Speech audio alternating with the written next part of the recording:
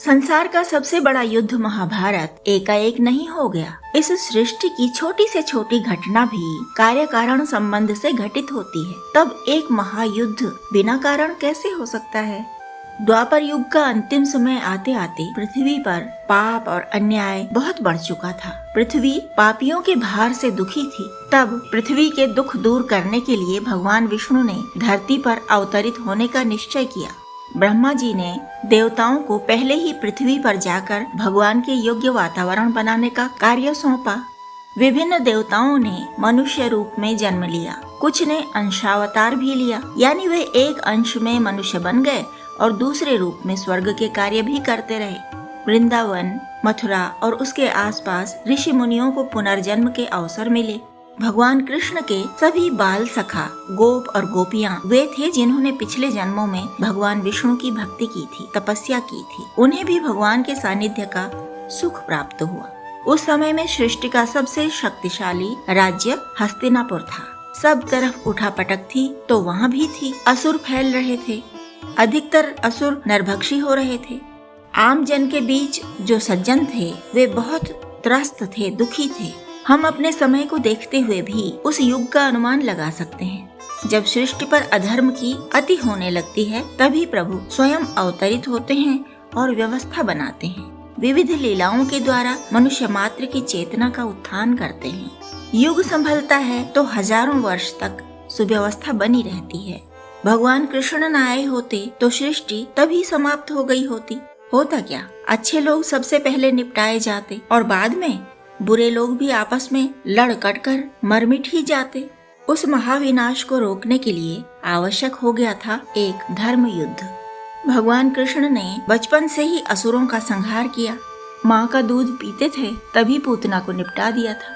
खेल खेल में विनाशकारी असुरों को निपटाने वाले श्री कृष्ण ने मनुष्यों के बीच शांति वार्ता के लिए ही हमेशा प्रयास किए। मनुष्य रूप में थे इसलिए मनुष्य जैसे ही उनके प्रयास होते थे। मनुष्य के आगे आदर्श भी तो रखने थे। शांति और प्रेम के संदेश कृष्ण से अच्छी तरह और भला कोई दूसरा दे सकता है। नवजात कृष्ण के चरण छूने के लिए यमुना ने कई कई फीट ऊंची उछाल भरी थी।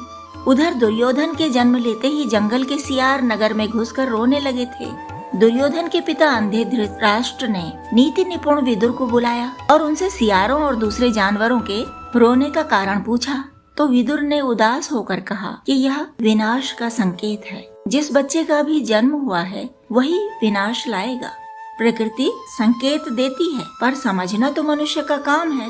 धृतराष्ट्र आंखों से ही अंधे नहीं थे, विवेक से भी अंधे हो गए थे। पुत्र मोह में अंधे। तभी तो न महात्मा विदुर की सलाहों पर विचार किया और न ही श्री कृष्ण के शांति संदेशों पर। छूट देते चले गए दुर्योधन को और उसके दूसरे दुष्ट भाइयों को भी। सुयोग्य और अनुशासित पांचों भतीजों पर उनका बेटा दुर्योधन अत्याचार करता था बचपन से ही, लेकिन धृतराष्ट्र ने उसे दंड नहीं दिया। एक राजा का बेटा यदि अत्याचारों का आदी होगा तो प्रजा का हाल क्या होगा, यह सोचने की बात है। राज्य, वह भी सृष्टि का सबसे बड़ा राज्य, उसकी कुव्यवस्था का प्रभाव तो दूसरे राज्यों पर भी पड़ेगा ही। ऐसे में कहीं भी सुव्यवस्था कैसे रह सकेगी? दुर्योधन से पहले तो मथुरा के राजा कंस जैसे लोग पैदा हो चुके थे जिनके अत्याचारों से जनता खून के आंसू रो रही थी। आज भी दुष्टता के लिए कंस मामा और शकुनी मामा के उदाहरण ही सबसे जीवंत उदाहरण लगते हैं।